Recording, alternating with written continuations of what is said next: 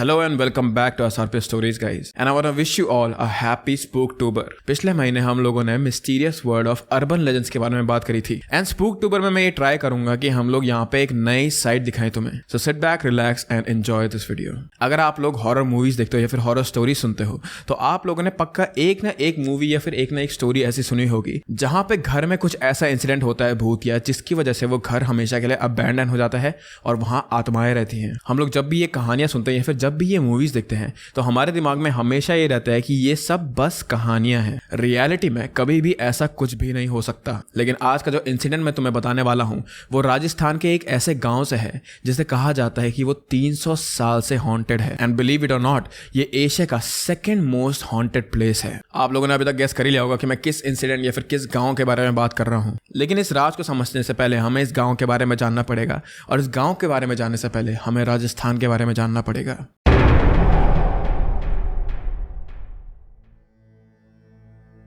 Rajasthan north India के रेगिस्तान में सिचुएटेड है और ये एक ऐसा राज्य है जहां हर कॉर्नर में कुछ ना कुछ स्पेशल है। ये वो जगह है जहां इतिहास का सबसे बड़ा चैप्टर जुड़ा हुआ है, लेकिन हर सिक्के के दो पहलू होते हैं। वैसे ही राजस्थान में भी एक तरफ खूबसूरती है और दूसरी तरफ एक राज छुपा हुआ है।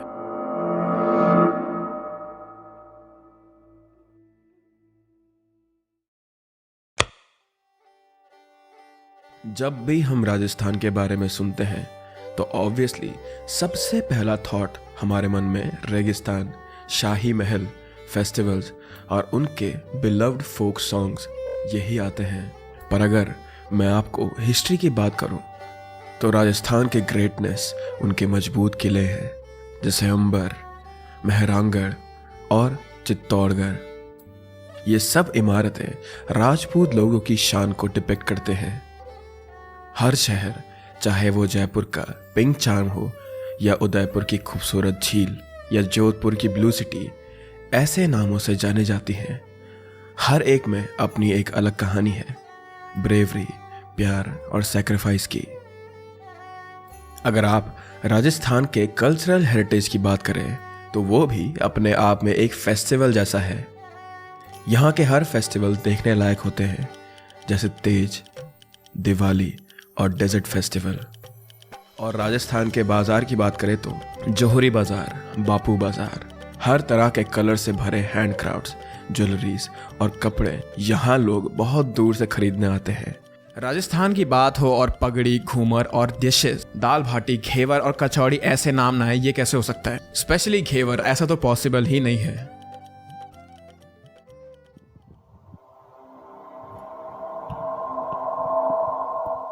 लेकिन जहां राजस्थान की सेलिब्रेशंस, म्यूजिक, कलर्स हैं, वहां कुछ ऐसी मिस्ट्रीज भी हैं जो कि अनसॉल्व्ड हैं। राजस्थान में बनाए गए फोर्ट्स और उनकी दीवारों के पीछे कुछ ऐसी स्टोरीज हिडन हैं जिनका आंसर किसी को भी नहीं पता। जैसे अंबर फोर्ट या चित्तौड़ का फोर्ट, हर जगह फील होता है कि कुछ अनटोल्ड स्टोरीज हैं जो शायद हम लोगों से कुछ कहना चाहते हैं।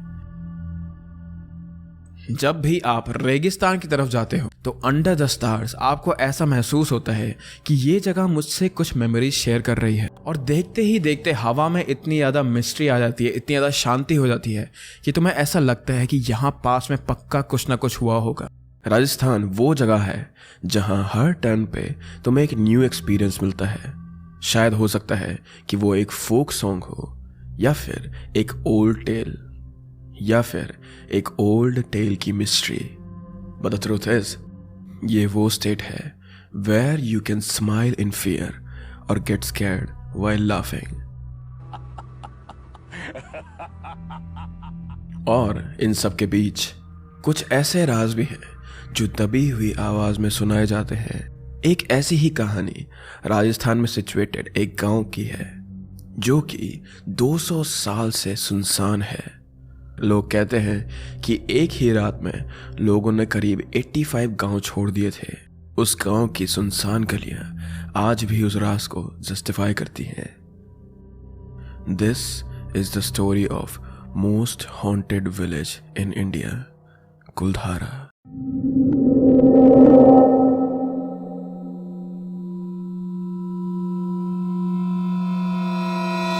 कुलधारा जैसलमेर से करीब 18 से 20 किलोमीटर दूर साउथ वेस्ट में एक गांव है।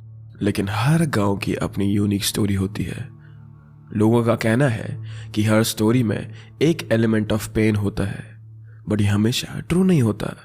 Back in the days Rajasthan में गांव वाले एक सिमिलर कल्चर में जीते थे, जहां हर गांव अपना आइडेंटिटी होता था, और उनमें से एक गांव था कुलधारा। अगर आप वहां के लोकल्स से कुलधारा के बारे में पूछते हो तो नाम सुनते ही लोकल्स के चेहरे पर एक अजीब सी चिंता आ जाती है। कुलधारा के बारे में सुनते ही या जानते ही कुछ लोग मुंह मोड़ लेते हैं, जैसे उनको कुछ पुरानी बातें याद आ गई हो जो अभी भी हॉन्ट होती हैं। ASI के अकॉर्डिंग ये गांव 13th सेंचुरी में एस्टैब्लिश हुआ था, और गांव में बसने वाला पहला इंसान का नाम था कधान, जो कि एक पालीवाल ब्राह्मण था। पाली से माइग्रेट करने वाले और कुलधारा में बसने वाले लोगों को पालीवाल ब्राह्मण कहा जाता है। लेकिन पालीवाल ब्राह्मण को छोड़कर कुलधारा में और भी कास्ट के लोग रहते थे, बस पालीवाल ब्राह्मण्स नंबर में ज्यादा थे यहाँ। लेकिन कुलधारा में कुछ ऐसे हिंट्स हैं जो ये इंडिकेट करते हैं कि ये एक नॉर्मल गांव नहीं है। फॉर एग्जांपल अगर देखा जाए तो यहाँ 3 शमशान घाट हैं, जिनमें कुछ ऐसे इंस्क्रिप्शंस हैं, इनमें कुछ ऐसा लिखा गया है that have puzzled many for over the years. उस जमाने की स्क्रिप्ट में लिखी हुई कुछ लाइंस ये बताने की कोशिश करती हैं कि कुलधारा में 6th सेंचुरी में भी कोई रहता था, मगर इस बात का कोई प्रूफ नहीं है। यहाँ के लोग फार्मिंग के साथ साथ मिट्टी से बनी हुई चीजों का बिजनेस करते थे। मिट्टी से बने बर्तन, टॉयज, शो पीसेस, ऐसी चीजें बनाकर उन्हें बेचना, इस काम में कुलधारा उस जमाने में टॉप पर था। लेकिन ये आर्ट राजस्थान के कई गांवों में आज भी पॉपुलर है और आज भी मौजूद है। पर जो भी हिस्ट्री कुलधारा के बारे में लिखी गई थी वो रिसर्च से मिली है, उससे एक चीज क्लियर पता चलती है कि इस गांव में लोग आर्ट लवर्स थे। जैसे कि मैंने आपको बताया, पालीवाल ब्राह्मण्स जो सबसे पहले इस गांव में आए थे, ये वही लोग थे जो कि यहाँ की पॉपुलेशन का मेजर पार्ट थे। लेकिन 17th सेंचुरी में यहाँ की पॉपुलेशन अप्रॉक्सीमेट 1500 थी। लेकिन धीरे धीरे ऐसा कुछ हुआ जहाँ अगले 150 साल में पॉपुलेशन ड्रास्टिकली गिर गई और ये 1500 से सिर्फ 800 बची थी। और देखते ही देखते 1890s में यहाँ सिर्फ 50 लोग बचे थे। लेकिन ऐसा क्या हुआ था कि लोग डे बाय डे यहाँ से जा रहे थे और यहाँ की पॉपुलेशन कम हो रही थी। इस गांव में असली में घुसने में ऐसा पता चलता है कि ये कोई ऑर्डिनरी गांव नहीं है। The air here is thick, not just with dust but with unsaid stories. कहा जाता है कि लगभग 300 साल पहले एक ही रात में कुलधारा के सभी लोग गायब हो गए थे। हाँ, एक ही रात में। Now what's even more mysterious, nobody knows why or how. कुछ लोग कहते हैं that maybe it was due to water scarcity, while others believe that the villagers fled to escape the cruelty of an oppressive ruler. जैसे ही आप कुलधारा के lens पर walk करते हो, you feel a strange presence around you. कुछ कहानियां तो ये कहती हैं कि रात के अंधेरे में पुराने लोगों की आवाज सुनाई देती है उन्हें यहाँ। And some have claimed to hear some whispering sounds as well.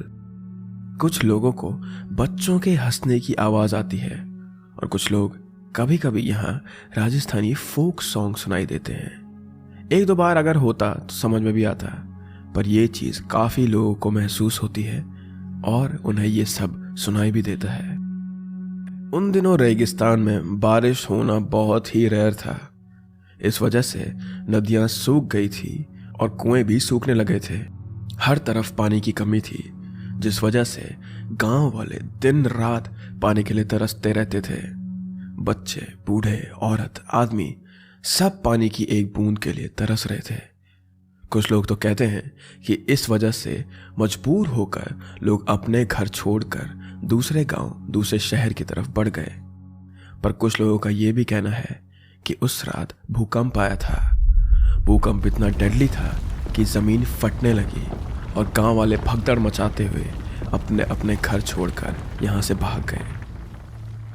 कहा जाता है कि वो भूकंप इतना खतरनाक था कि कहीं घर गिर गए थे और जो नहीं गिरे उनमें भी दरार आ गई थी। और ये दरार वाले घर तुम्हें आज भी दिख सकते हैं कुलधारा में। लोगों को लगा कि अगर वो वहां रुके तो उनकी जान खतरे में रहेगी और इसीलिए वो वहां से भाग गए। लेकिन अगर हम फैक्ट्स की बात करें तो इन सारे रीजंस में उतनी कोई सच्चाई नहीं है। ये सुनी सुनाई कहानियां हैं और हाँ, सुनी सुनाई कहानियों में कुछ ना कुछ मेरिट होता है, लेकिन इन सब में सबसे ज्यादा सुनाई गई कहानी वो है जो कि जैसलमेर के दीवान सलीम सिंह की है। ये सलीम सिंह वो इंसान है जिसकी वजह से एक रात में गांव वालों ने अपना घर छोड़ दिया था और गांव छोड़ने के बाद गांव वालों ने इस गांव को एक श्राप दिया था। और यहां से शुरू होता है सबसे बड़ा मिस्ट्री, द कर्स। वही श्राप जिसे लोगों ने सलीम सिंह पर लगाया था। लेकिन क्यों? आखिर सलीम सिंह ने ऐसा किया क्या?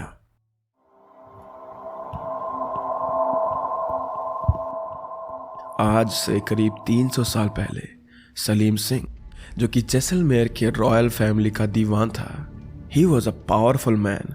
इतना पावर कि उसकी पहुंच एक मिनिस्टर से कम नहीं थी। सलीम सिंह नेचर से एक बहुत ही ज़्यादा रूथलेस इंसान था। I know this thing, you were not expecting that thing from a दीवान, पर सलीम सिंह के अंदर बिल्कुल भी दया नहीं थी। वो अपनी अलग ही मनमानी किया करता था और वहाँ के लोगों के अंदर एक डर का माहौल बनाए रखता था। एक दिन वो कुलधारा में अपने सोल्जर्स के साथ आकर टैक्स वसूल कर रहा था। अगर देखा जाए तो वो उसका एक नॉर्मल दिन जैसा ही था, लेकिन तब उसकी नज़र वहाँ की मुखिया की खूबसूरत बेटी पर पड़ी और सलीम सिंह ने बिना कुछ सोचे सबके सामने बोला कि मुझे ये लड़की पसंद है, मैं इसी से शादी करना चाहता हूँ, ये मेरी है। सलीम सिंह की ये बात सुनकर गांव वाले शॉक रह गए थे। कुछ लोगों ने इसके अगेंस्ट प्रोटेस्ट भी करा, लेकिन इन एंगर सलीम सिंह ने उन्हें डरा कर बोला कि अगर ये शादी कल तक नहीं हुई तो मैं सबके टैक्स बढ़ा दूंगा, डबल कर दूंगा। ये सुनने के बाद वहाँ के गांव वालों को ये तो मालूम था कि सलीम सिंह एक बहुत ही क्रूर और जिद्दी इंसान है और वो सच में ये कर देगा अगर उसकी शादी मुखिया की बेटी से ना हुई तो। ये सब देखकर मुखिया और गांव वाले बहुत डर चुके थे। उन्हें लग रहा था कि सलीम सिंह के एंगर की वजह से कहीं गांव की बाकी लड़कियों की भी जिंदगी खराब ना हो जाए या खतरे में ना आ जाए। तो मुखिया ने अपनी बेटी से पूछा कि क्या तुम हमारे गांव के लिए, हमारे लोगों के लिए ये कुर्बानी दे सकती हो? मुखिया की बेटी ने प्यार से अपने गांव वालों के बारे में सोचकर हाँ कह दिया, लेकिन गांव वाले इस बात के लिए नहीं माने। हम अपनी बेटी उस राक्षस को नहीं देंगे, उन्होंने ऐसा कहा। और ये सुनकर मुखिया की आंख से आंसू आ गए। उसे भी पता था कि सलीम सिंह से उसकी शादी करवाकर वो अपनी बेटी को एक हेल में धकेल रहा है। ये चीज़ वो अपने दिल पर एक पत्थर रहकर कर रहा था, लेकिन जैसे ही उसने गांव वालों की बात सुनी उसकी जान में जान आ गई। वक्त बहुत कम था, इसलिए उस रात मुखिया ने गांव के लोगों के साथ एक बोल्ड डिसीजन लिया और ये अनाउंस करा, आज की रात को हम सब यहाँ से चले जाएंगे। यहाँ हमारी ज़िंदगी बर्बाद हो रही है, इस गांव को हमारी ज़रूरत है, हमें इस गांव की ज़रूरत नहीं और ना ही हमें सलीम सिंह की ज़रूरत है। ये बात सुनकर सभी गांव वालों में जोश आ गया।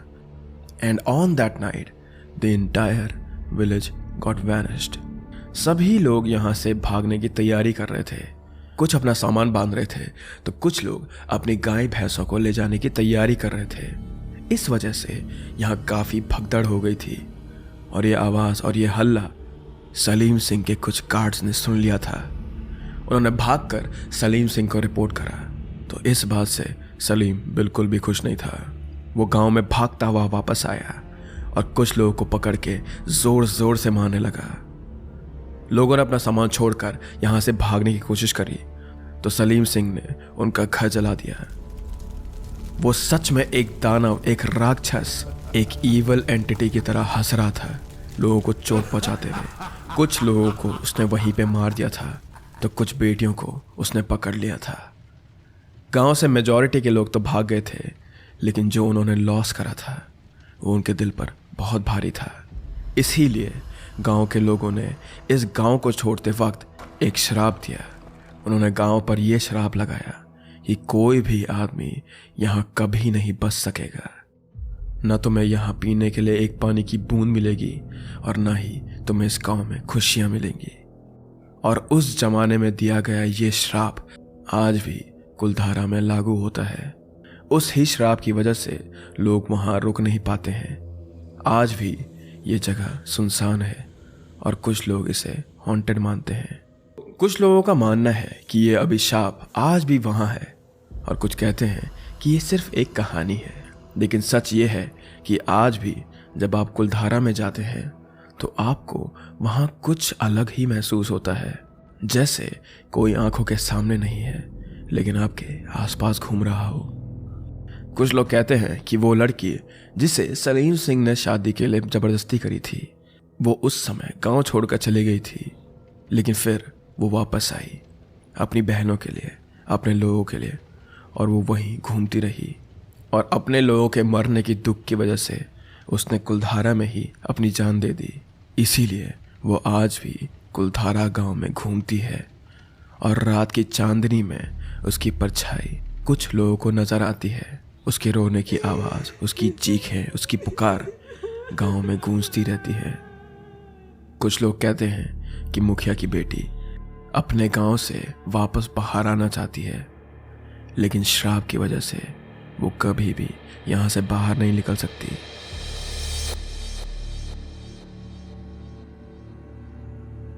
When I was reading articles about Kuldhara, I found many things that were common in all of them. Like जब भी इस गांव की चर्चा होती है तो लोगों के चेहरे में एक अजीब सा डर, एक अजीब सी क्यूरियोसिटी आ जाती है। अक्सर कहा जाता है कि लोगों को यहाँ पे रात के समय स्पेशली अजीब सी आवाज़ें सुनाई देती हैं और यही सेम आवाज़ें लोगों को कहीं साल से सुनाई दे रही हैं। लेकिन जब भी कोई ट्रैवलर, रिसर्चर या फिर कोई लोकल कुलधारा जाता है तो वो हमेशा अजीब सा महसूस करते हैं। कुछ लोग कहते हैं कि उन्हें वहाँ सच में अजीब सी आवाज़ें सुनाई देती हैं, जैसे कोई बच्चा रो रहा हो या फिर कोई पुरानी कहानी उन्हें वापस फील हो रही हो। लेकिन कुछ लोगों का मानना है कि ये आवाज़ें तो सिर्फ हवा की वजह से आती है। कहीं पैरानॉर्मल इन्वेस्टिगेटर्स और हिस्ट्री एंथुसियास्ट इस गांव को विजिट कर चुके हैं और एक ऐसा सोशल ग्रुप था जो कुलधारा के राज को समझने की कोशिश में था।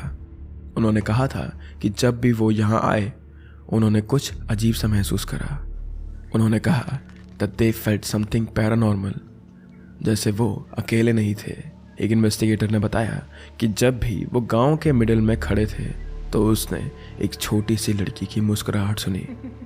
जब उसने पलट के देखा तो वहां कोई भी नहीं था। वहां कोई लड़की नहीं थी, वो बस अपनी टीम के साथ खड़ा था।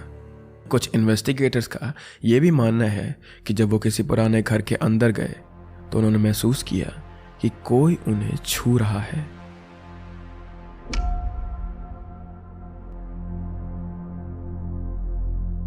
अभी तक मैंने तुम्हें जो भी बताया वो कुलधारा से रिलेटेड एक मिस्ट्री थी जो कि सॉल्व नहीं हुई है। लेकिन इस गांव के छोड़े जाने का कारण आज भी हिस्टोरियंस और आर्कियोलॉजिस्ट के बीच में एक टॉपिक ऑफ इंटरेस्ट है।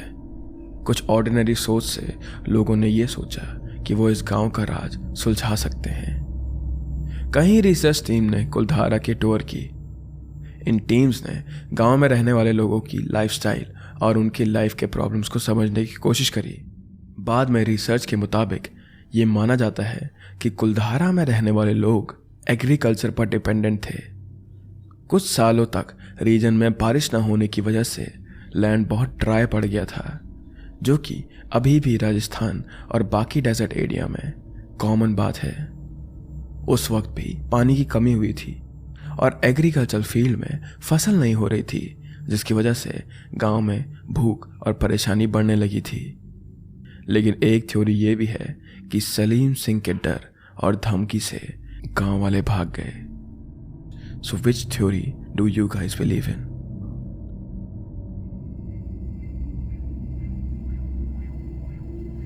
कुलधारा से रिलेटेड बहुत ही ज़्यादा कम आर्टिकल्स थे, तो मैंने काफ़ी मेहनत करी है इस चीज़ को ढंग से तुम्हें प्रेजेंट करने में. So please do like this video if you liked it. And आज के लिए बस इतना ही. I hope that you like the new production. I hope that you like the new format of these videos. We are trying to make this videos as informative and as entertaining as we can. So subscribe और like कर देना अगर तुम्हें ये channel पसंद आ रहा है तो. एंड डोंट वरी, जो नॉर्मल स्टोरीज मैं पहले सुनाता था वो भी वापस आएंगी. But till then please take care of yourself and मैं तुम्हें मिलता हूँ नेक्स्ट वीडियो में. Bye bye.